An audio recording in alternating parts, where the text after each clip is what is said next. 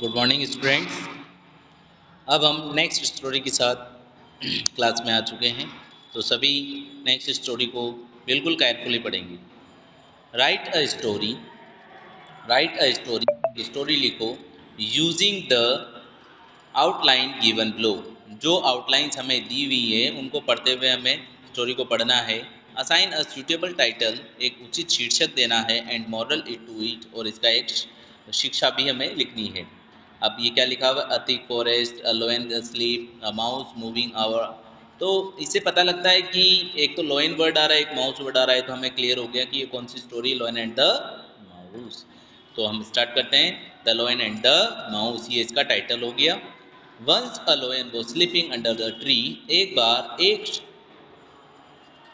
शेर पेड़ के नीचे सो रहा था। A mouse climbed on his body, एक चूहा उसकी बॉडी पर चढ़ गया। And started moving there, और उस पर इधर उधर दौड़ने लगा।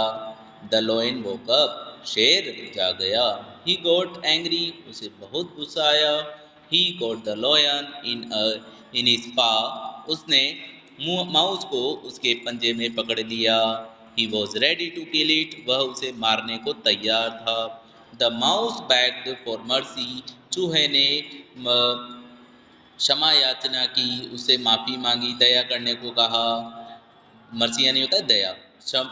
चूहे ने शेर से क्षमा दया करने को कहा। The mouse promise to help him in need, चूहे ने वादा किया, चूहे ने वादा किया, देखिए वादा किया, पास्ट फॉर्म हमारी वादा किया। तब the mouse promise to help him, उसकी सहायता करने का, इन नीड, उसकी ज़रूरत के अनुसार, उसकी आवश्यकता में उसकी सहायता करने का वादा किया।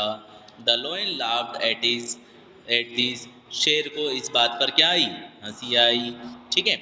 ही however let the mouse go off, और उसने जैसे तैसे जो है चूहे को छोड़ दिया। One day the lion was caught in a net, एक दिन चूहा जो है उसमें पकड़ा गया, जाल में, सॉरी शेर जो है जाल में पकड़ा गया। He roared loudly, वह जोर जोर से दहाड़ा। The mouse heard it, चूहे ने इसको सुनकर, and came there, और वहाँ आया। It began to cut the net with its teeth, उसने उसके नुकीले दांतों से उसके जो था जाल को काटना शुरू किया। The lion became free, शेर क्या हो गया, आज़ाद हो गया। Thus he was rewarded for his kindness, इस तरह से उसे जो है उसकी जो है दयालुता का इनाम मिला। तो इसीलिए हमें कभी भी दया का भाव नहीं छोड़ना चाहिए, सभी जानवरों के प्रति जो है दया का भाव रखना चाहिए। ठीक है। तो इसका जो मॉरल है वो है do good and get good, भला करोगे तो भला होगा। ठीक है। तो अब आपका जो होमवर्क है वो आप कैप्सुलर एंड द मंकीज की स्टोरी जो है वो फ्रेम करके नोटबुक में लिख करके रखेंगे। तो आपके पास 3 स्टोरी रेडी हो गई है, पहली two friends and a bear, second a lion and the mouse, and last cap seller and the monkeys. जब आप क्लास में आएंगे तो आपकी नोटबुक में मुझे ये जो है स्टोरी चेक करनी है, आप सोच सोच करके उसे बनाएंगे।